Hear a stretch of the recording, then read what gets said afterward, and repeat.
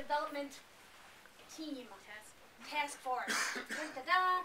So what we have done is created some steps. And there are some inherent things that we will rely on the other task force for to execute, but it's pretty simple and straightforward. We are creating a continuum of creativity, developing and supporting M7's creative talent from cradle to grave, i.e. lifelong learning. Step 1, consolidate, inventory, and assess. Right now we know that several pieces of data exist about what resources are already available in the creative community to both educate and serve that community.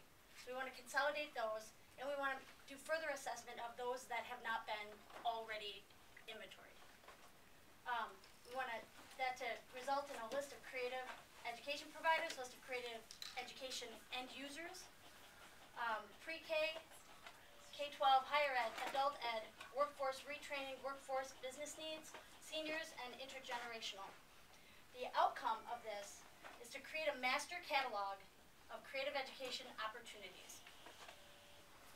And we want to align this with the creative community goals.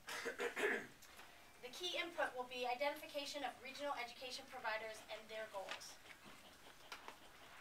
We want to establish alliances on the workforce development side. We want to establish alliances with workforce development organizations, Regional Workforce Alliance, and the Wired Innovation Grants, the M7 Workforce Investment Board, the MAWIB, the WOW, and the KR, which are regional. We want to identify the goals of each of these organizations, identify and create synergies, create two-way opportunities. We want to aggregate supportive documentation that will make the business case for how the creative industry, creative community impacts economic development. So that is available to people. And we want to state the business case for the creative community and how it builds economic development. Step 2 is a gap analysis. Once we have consolidated and assessed and we have this information, we want to design, we want to say where the gaps are. So who is being underserved, who is being overserved, and regionally, where are the opportunities for education to be both given and received. We want to design a living database and compare our results of this gap analysis against the people that we want to serve, the lifelong learners, 0 to 100. And our third step, and probably the most important action piece that we have, is that we want to publish. So we're going to work with communications for a web home. What we want ultimately to have or to provide is an interactive resource center for M7 creative education opportunities. Roll out the tool, brother. And the tool is going to look a little something like this. But it's going to be electronic. And maybe it will be printed at some point, but since it's going to live and breathe and be interactive, we're more likely to keep this dynamic and electronic. So, do you guys want to talk about your... I just want to add one piece about the goals. What I think we were saying, and I don't see it here as clearly, is for the education entities and the workforce entities, we would identify what their goals are and then communicate those goals through this analysis to the creative community so that opportunities could be identified to align yourself with those other sectors. So we would solicit from specific educational people. This is just to give you an idea, as a visual graphic that'll be fluid and ongoing. You'll see a lot of activity obviously within here, but it came up even today when we kind of talked about what we would do, that there's this even very early childhood entity that we didn't catch the first round, but all these things will play, you'll see boxes addressing things at each level, the progress, opportunities, challenges, and where we need to move into next. So you'll see a strategic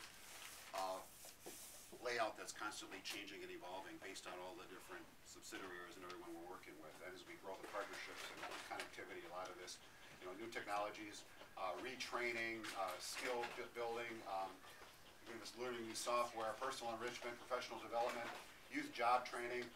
There's a whole articulation component we need to work on in here that bridges stronger relationships with K-12 into the colleges, tech schools, colleges, and into the job markets, and a whole series of others. So this is just to give you an idea of where we'll go, and we'll have this grid running on a continuum. Thank you. The key to our success with this plan will be our ability to access the people who we think are the stakeholders.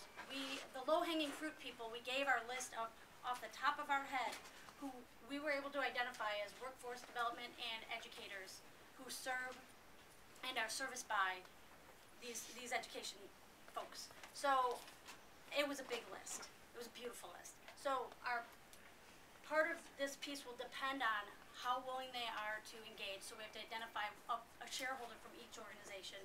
And there are pieces of those step by step that we have in our action plan that someday we're going to hand in. So I don't know if I need to explain anymore, but it's the ability to use an interactive resource center. We're talking like a robust database, like super smart, like Eric and his company kind of smart, like not in little. We're talking and communications. We've just asked them for a page.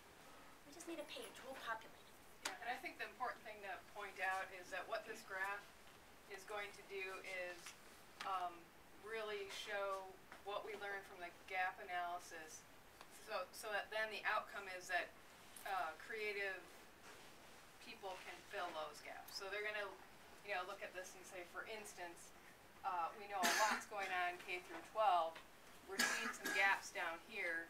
I, as a creative individual or an organization, can say, there's a perfect opportunity for me to come forward and use my skills. To give. Yeah. And what this didn't do is do regionally, so this will be also by region. So we'll be able to take a look at not only where the gaps are in the age range, but regionally where the gaps are, which we think is really interesting because it was difficult for us to even articulate who are some of the arts groups in some of the other communities. We didn't have as a brain trust enough information, which is kind of what drove us to, we have to gather first, identify the gaps, and then call on us to fill them in. One other thing to add, the way we envision this, it will be a tool that shows what the creative community is already doing, so that for those that need to be convinced or to leverage other opportunities, you'll see that creative community is already engaged in this